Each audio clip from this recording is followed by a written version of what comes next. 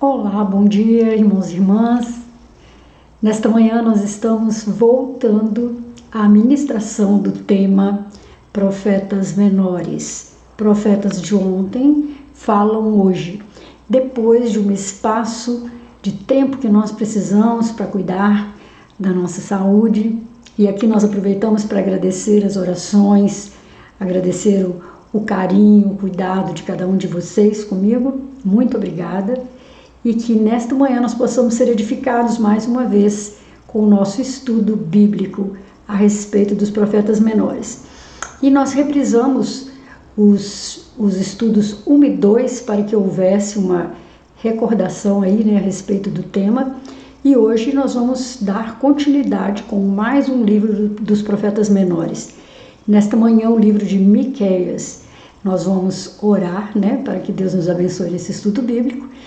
E vamos continuar esse assunto tão importante, tão enriquecedor de nossas vidas espirituais nos dias de hoje. Vamos orar então? Deus, muito obrigado pela oportunidade de voltarmos para a ministração dos estudos bíblicos. Que cada um que estiver vendo este vídeo, em qualquer lugar, em qualquer horário, em qualquer momento, a palavra do Senhor chegue até o coração desta pessoa e aquilo que ela tem necessidade, o Senhor possa suprir. Nós te agradecemos por esse espaço, este momento, e que o Senhor nos edifique nesta manhã. Em nome de Jesus. Amém. Muito bem, queridos irmãos e irmãs, nós passamos um tempo reprisando alguns estudos bíblicos, enquanto eu cuidava da minha saúde, e ainda estou no processo de tratamento, mas pela graça de Deus vamos retornar. E eu digo que o estudo dos profetas menores, profetas de ontem falam hoje, é muito interessante, muito enriquecedor e de muito conhecimento para o nosso coração e para a nossa alma. E hoje, finalmente, chegamos ao livro de Miqueias. Nosso tema hoje é Miqueias, justiça e esperança. Duas palavras profundas, difíceis de serem vivenciadas, mas que é da vontade de Deus que tenhamos em nossas vidas.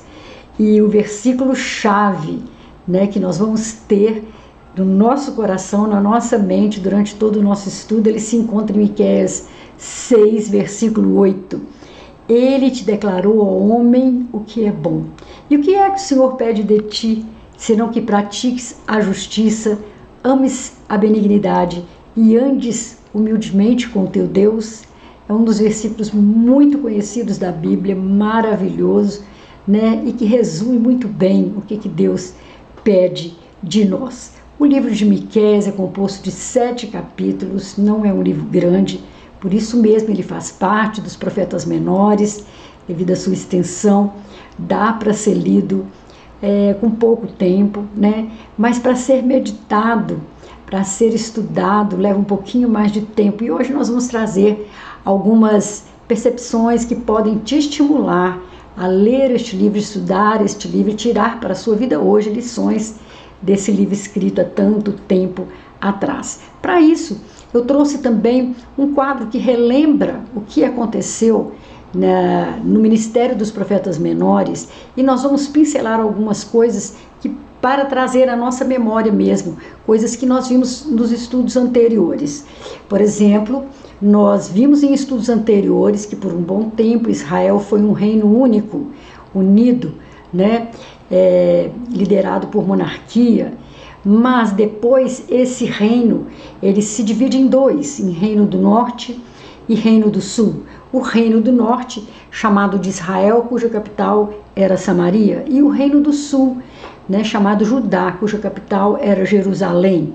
Então, esses dois reinos vivenciaram momentos muito marcantes, e entre eles, momentos de exílio. Nós tivemos o exílio do Reino do Norte, o exílio assírio, quando esse Reino do Norte é levado para a Síria, e depois o exílio do Reino do Sul, quando ele é levado para a Babilônia. E nós vamos ver que o ministério dos profetas menores se dá do século 8 ao 5 a.C. E acontece da seguinte forma: antes do exílio assírio, profetizaram Oséias, Joel, Amós, Jonas e Miqueias, o atual profeta que nós estamos vendo. 60 anos depois da queda do Reino do Norte, profetizaram Naum, Abacuque, Sofonias.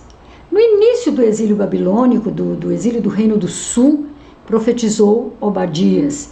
E após o retorno do exílio babilônico, aí sim profetizaram Ageu, Zacarias, Malaquias. É muito interessante termos esse quadro em mente, numa visão panorâmica do ministério dos profetas menores. E nós vamos ver então, mais de perto o profeta Miqueias. Afinal, quem foi Miqueias, Olha, Miqueias foi contemporâneo do profeta Isaías, e ele profetizou durante os reinados de Jotão, Acás e Ezequias. Jotão e Ezequias foram bons reis, mas Acás foi um rei mau.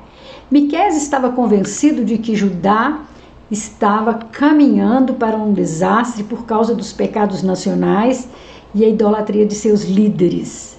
As acusações dele têm muita semelhança com as de Amós, mas o estilo de Miqueias é mais feroz e direto para falar. O livro de Miqueias, no capítulo 3, versículo 8, o próprio Miqueias, se descreve. Ele diz: mas quanto a mim, graças ao poder do Espírito do Senhor, eu estou cheio de força e de justiça para declarar a Jacó a sua transgressão e a Israel o seu pecado.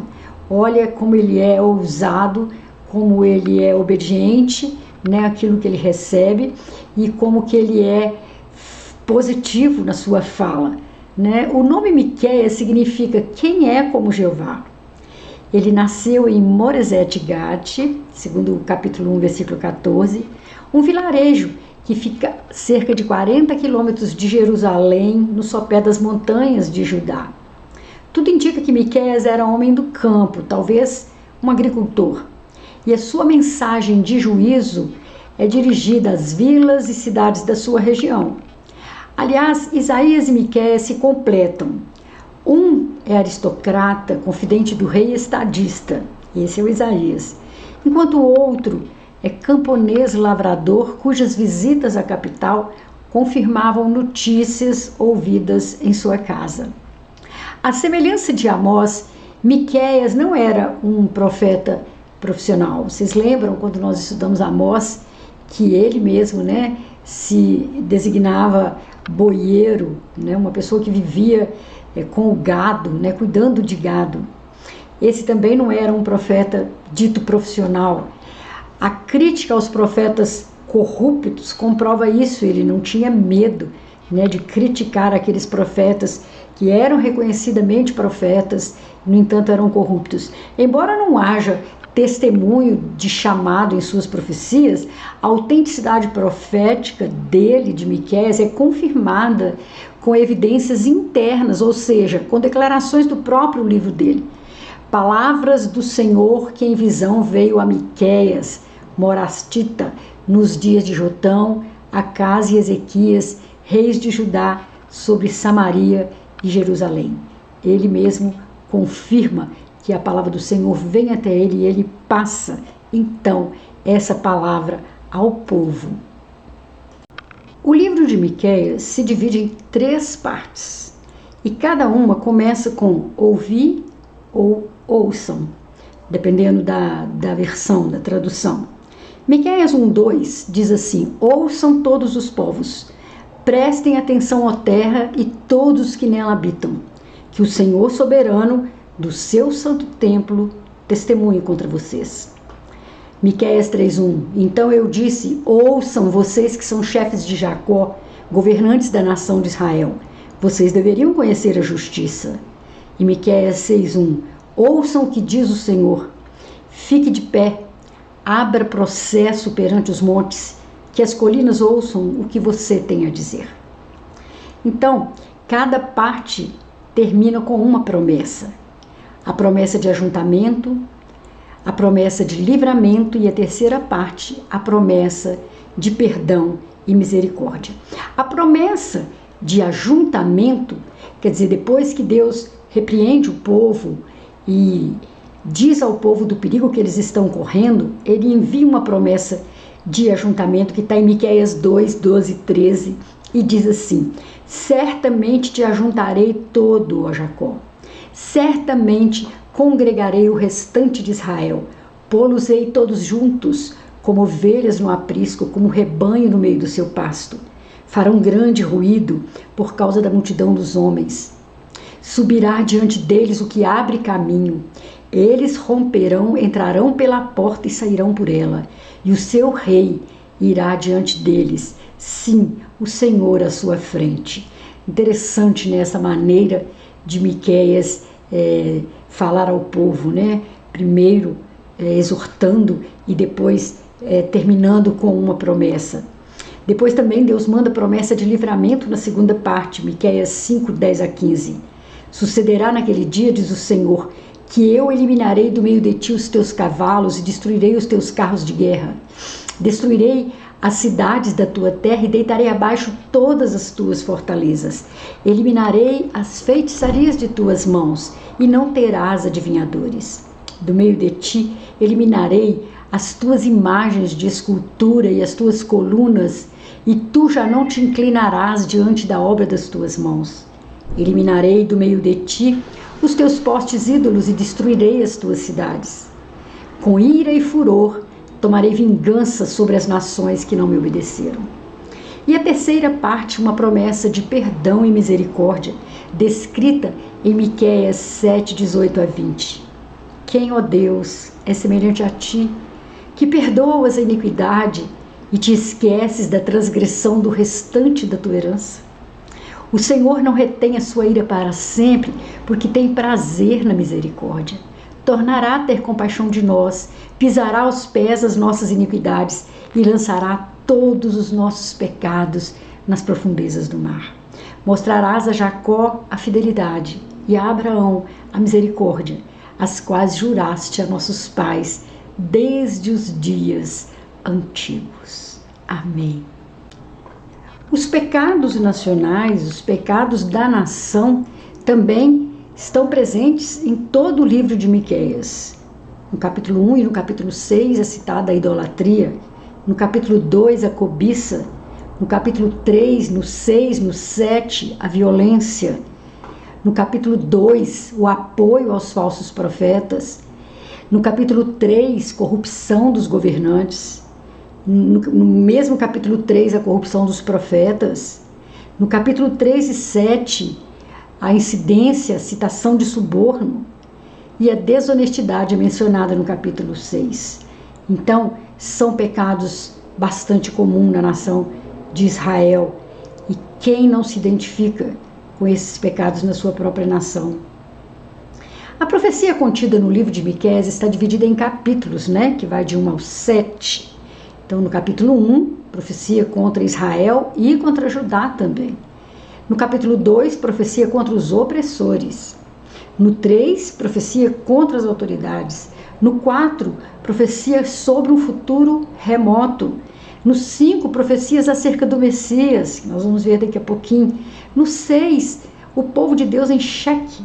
E no 7, Deus ama com amor eterno. No entanto, durante todo o livro de Miqueias, nós teremos 4 destaques muito interessantes de serem percebidos um a um. O propósito dessa lição é dar um panorama do livro, mas esses 4 destaques dentro dessas profecias nós não podemos deixar de analisar. No Miqueias 2:7, o profeta diz assim: tais coisas anunciadas não alcançarão a casa de Jacó. Perdão, é uma afirmação. Tais coisas anunciadas não alcançarão a casa de Jacó. Está irritado o Espírito do Senhor? São estas as suas obras? Sim, as minhas palavras fazem o bem ao que anda retamente. Isso explica muitas coisas na vida humana. Sabemos que a presença de Deus incomoda aqueles que estão devendo alguma coisa a Ele. Por isso nós podemos afirmar que o Espírito Santo é tanto um advogado quanto um acusador. Ele mexe no nosso íntimo, trazendo à nossa memória aquelas coisas que não estão bem entre nós e Deus. O rabino Eliezer ben Jacó diz: quem cumpre um mandamento conseguiu um advogado para si, e quem transgride o mandamento conseguiu um acusador para si. Olha que coisa interessante, né, essa afirmativa. O sacerdote Eli, em 1 Samuel 2, 22, 26, quem segue ali a história do sacerdote Eli, diz o seguinte: era, porém, Eli já muito velho e ouvia tudo quanto seus filhos faziam a todo Israel, de como se deitavam com as mulheres que serviam à porta da tenda da congregação. E disse-lhes: por que fazeis tais coisas? Pois de todo este povo eu ouço constantemente falar do vosso mau procedimento. Não, filhos meus, porque não é boa fama esta que ouço. Estais fazendo transgredir o povo do Senhor. Pecando o homem contra o próximo, Deus lhe será o árbitro. Pecando, porém, contra o Senhor, quem intercederá por ele? Entretanto, não ouviram a voz do seu pai, porque o Senhor os queria matar. Mas o jovem Samuel crescia em estatura e no favor do Senhor e dos homens. O profeta Jeremias transmite o mesmo ensino que esse texto aí de 1 Samuel 2. Ele diz assim: a quem falarei e testemunhei para que ouçam? Eis que os seus ouvidos estão incircuncisos e não podem ouvir. Eis que a palavra do Senhor é para eles coisa vergonhosa, não gostam dela. Está em Jeremias 6:10. E o Senhor Jesus mesmo, lá em João 8:47, diz o seguinte, ele diz aos seus oponentes: quem é de Deus, ouve as palavras de Deus. Por isso, não me dais ouvidos, porque não sois de Deus. Bem, esse é o primeiro destaque que nós fazemos, né? Que o Senhor mesmo diz, né? Em Miqueias 2:7, as minhas palavras fazem o bem ao que anda retamente. Quem anda segundo as palavras do Senhor recebe o bem. Esse é o primeiro destaque do livro. O segundo vai fazer uma profecia messiânica, está lá em Miqueias 5:2.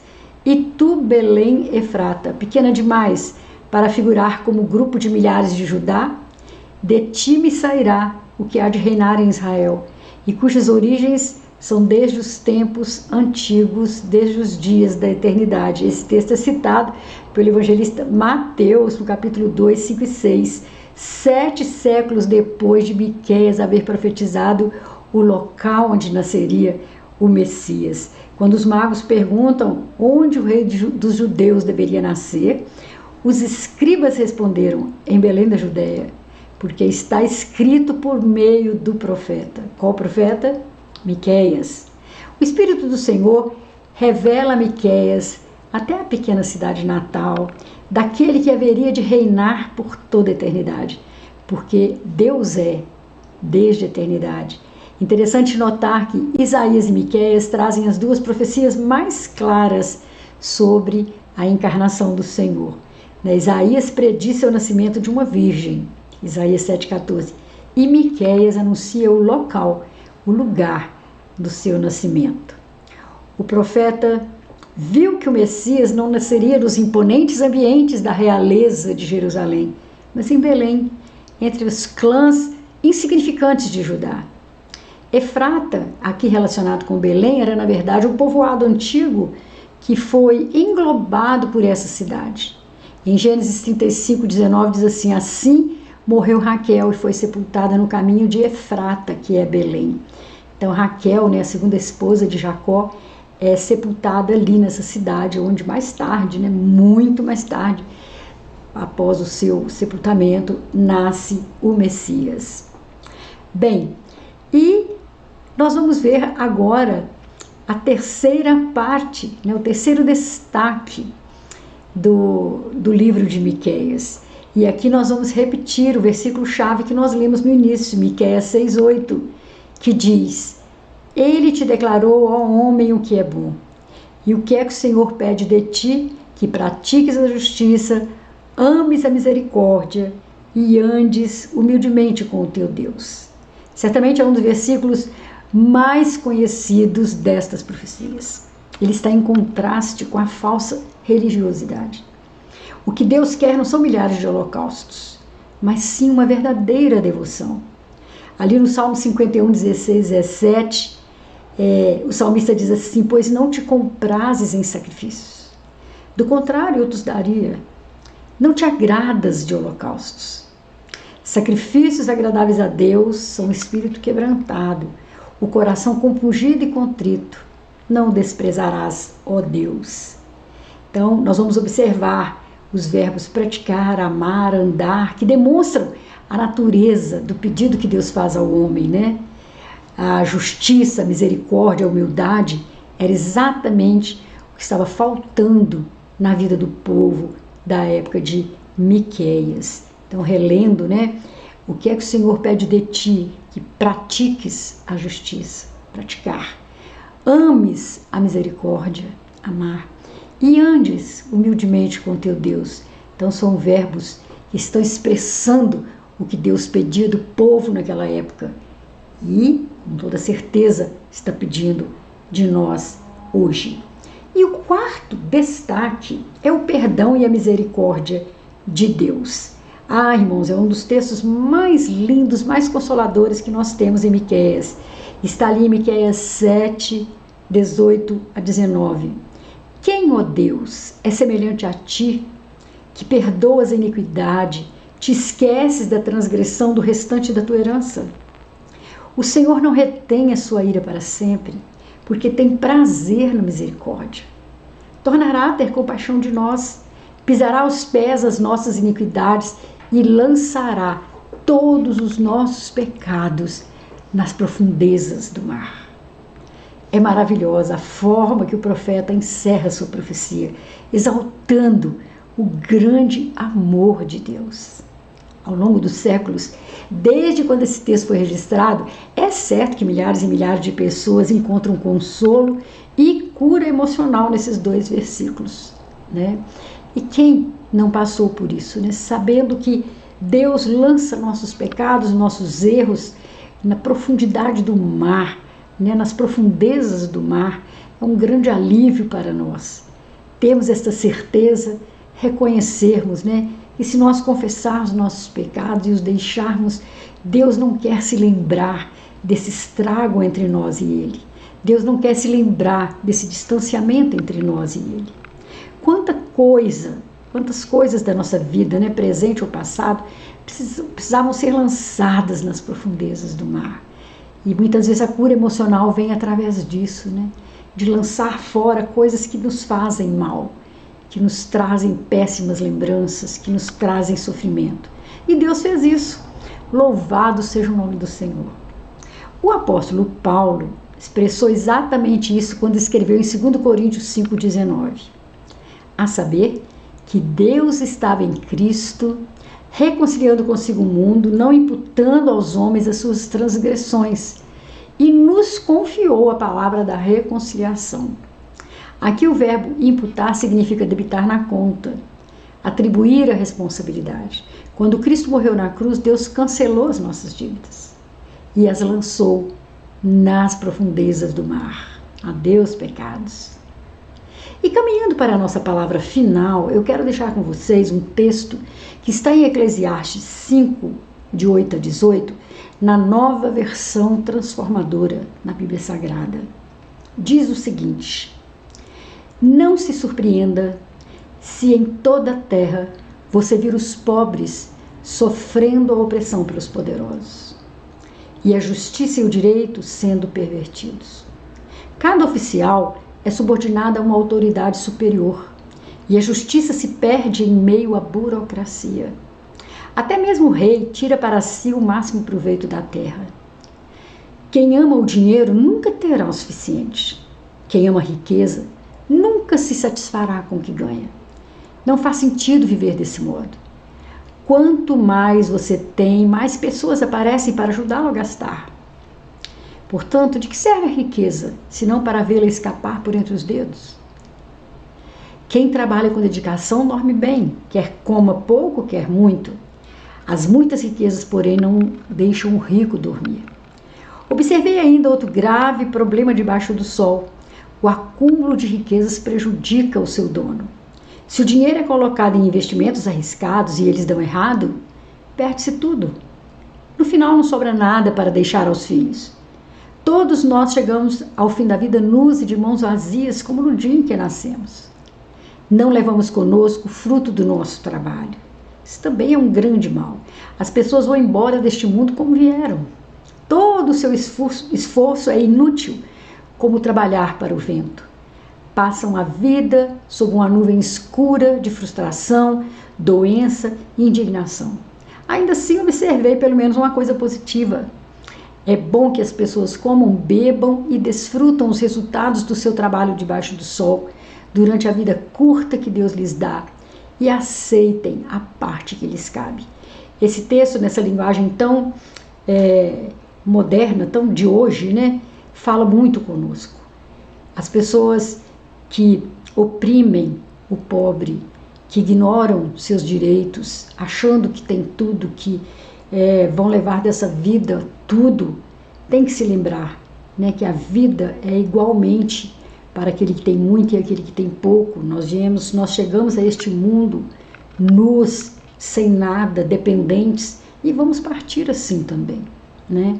Quando nós vemos aí casos como de atropelamentos de pessoas simples por carrões que tem uma velocidade louca e um motorista irresponsável que se recusa a reconhecer que errou e que tirou uma vida ou deixou uma pessoa incapacitada, isso é um modo de oprimir o pobre, de proceder com injustiça, de proceder com irresponsabilidade. Depois também, quando nós contemplamos as cenas tristes e dolorosas que nós vimos acontecer durante as enchentes do Rio Grande do Sul, nós podemos também abrir mão de pensar que as coisas que nós temos nos dão segurança material. Ali, durante aquelas enchentes, nós podemos contemplar horrorizados, né, que casas simples foram levadas pelas enxurradas e pelas águas tumultuadas, né, daquelas tempestades, mas também casas boas, casas luxuosas foram invadidas pela mesma fúria da natureza. E as pessoas perderam tudo que tinha dentro dessas casas. Então, queridos, que nós possamos colocar a nossa fé naquilo que a ferrugem não consome, a ferrugem não corrói, né, que ladrão não rouba, que enchente não leva, que nós possamos ter o coração naquilo que Deus pede de nós, na nossa relação, no nosso relacionamento com Deus. Então, normalmente nós pedimos muitas coisas a Deus em oração, mas o que Ele pede de nós? Nós vamos então repetir mais uma vez, Miqueias 6:8. Ele te declarou, homem, o que é bom. Que é que o Senhor pede de ti, senão que pratiques a justiça, ames a benignidade, andes humildemente com teu Deus. Praticar a justiça.